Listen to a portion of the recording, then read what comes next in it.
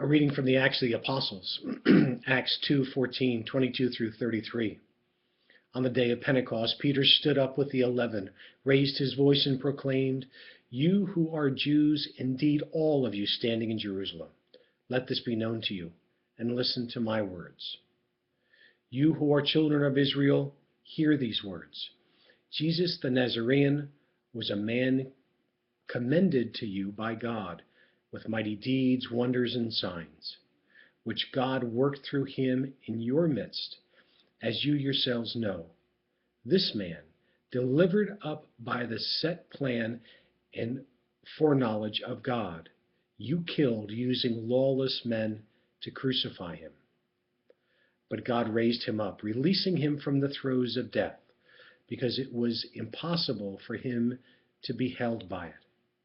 For David says of him, I saw the Lord ever before me. With him at my right hand, I shall not be disturbed. Therefore, my heart has been glad and my tongue has exalted. My flesh too will dwell in hope, because you will not abandon my soul to the netherworld, nor will you suffer your Holy One to see corruption. You have made known to me the paths of life. You will fill me with joy in your presence. My brothers, one can confidently say to you about the patriarch David that he died and was buried, and his tomb is in our midst to this day. But since he was a prophet and knew that God had sworn an oath to him that he would set one of his descendants upon his throne, he foresaw and spoke of the resurrection of the Christ, that neither was he abandoned to the netherworld, nor did his flesh see corruption. God raised this Jesus. Of this we are all witnesses.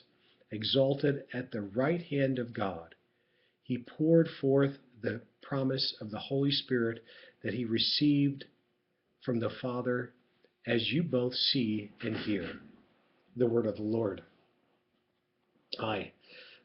So it is the day after Easter, and to admit a bit of a bias, I love this time of year when it comes to the readings.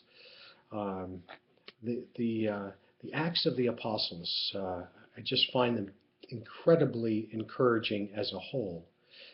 But moreover, when you read this passage from Acts 2, you can sense that the confidence that Peter has. So here is the lead apostle, if you will, right? And just last week, there he was, being called out by people that said that he was a friend of Christ, a follower of Christ, and he denied Christ, right? Before the cock crows 3 times, you will deny me, Christ said.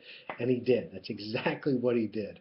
And he scrambled and hid himself, and then Jesus is crucified, and Peter hides, and then they go back to the tomb, and the body's been taken, and all of a sudden, here we are, just days later, and you feel the confidence. So I guess my first thought today, having read Acts, is just how wonderful a feeling it is to listen to Peter's words and to listen to just how wonderfully confident he is, as we should be. The second one really comes with a combination of this reading and the homily given by Cardinal Shawn, the Archbishop of and Cardinal of the Archdiocese of Boston yesterday, where he encourages us all to reach out to Catholics that don't attend Mass, to all Christians, to all peoples of this world, and encourage them to follow Christ, whatever way that we can, that we are especially called to Christ right now. Kind of segueing, not that it's been particularly easy being Catholic or being Christian of any denomination recently, but if you've noticed recently, ever since Pope Francis became Pope, what's happened in the mainstream media? Have you noticed this? Have you noticed how wonderfully positive they are about Christianity?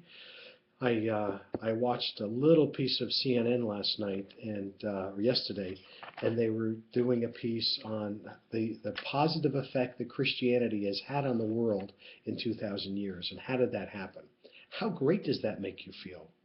We should all feel just spectacular that we belong to a faith that is such a positive influence on the world. One where Christ encourages us to take care of the least of our brothers, to live good, wholesome lives, and if nothing else, maybe taking a page, Devin, from you and encouraging friends to attend Mass with us, the right thing to do. I hope you're having a wonderful day. Peace.